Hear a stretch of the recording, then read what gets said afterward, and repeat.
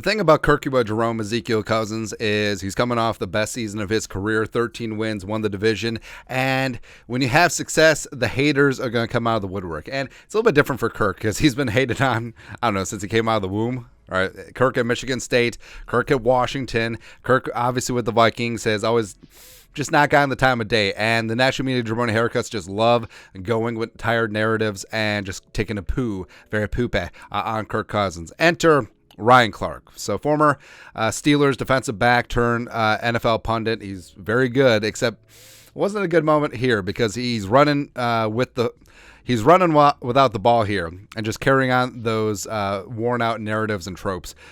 So Ryan Clark isn't sold on the Vikings loans. Kirk Cousins is a quarterback, blah, blah, blah, blah, blah. This is what he said, quote, "You could have Kyle Rudolph and Adam Thielen and Stephon Diggs in the prime of their careers. Oh, wait, still had Kirk Cousins. Or you could have Adam Thielen and Justin Jefferson and TJ Hawkinson and KJ Osborne. Ah, crap. Ah, shucks. Oh, darn it. I'm still going to have Kirk Cousins. Or you could get like 4 Pro Bowl seasons from Dalvin Cook. God dang it, we're still going to have Kirk Cousins."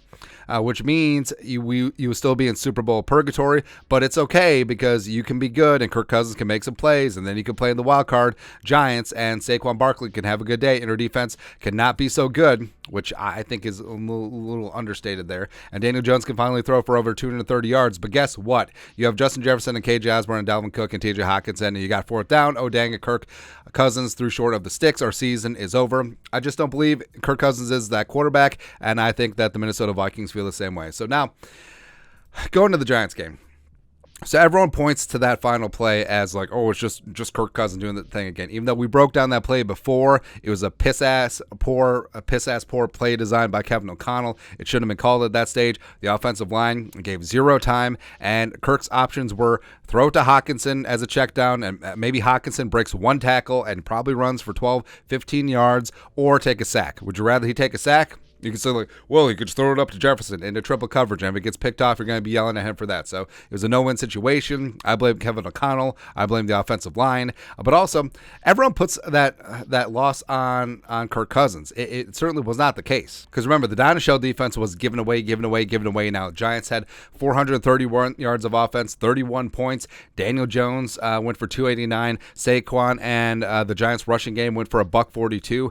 It wasn't good. So I'm me so sorry that Kirk Cousins allowed 431 yards of offense to the freaking Giants when you're at home in the wild card round.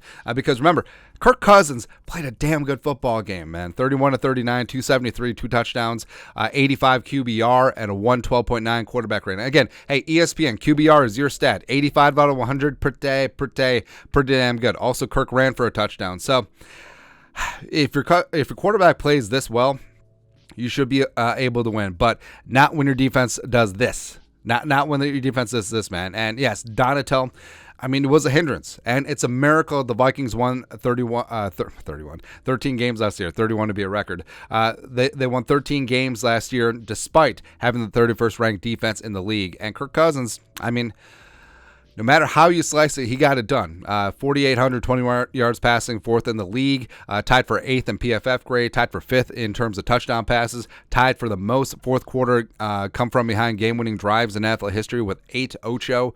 Then you look at the offensive line.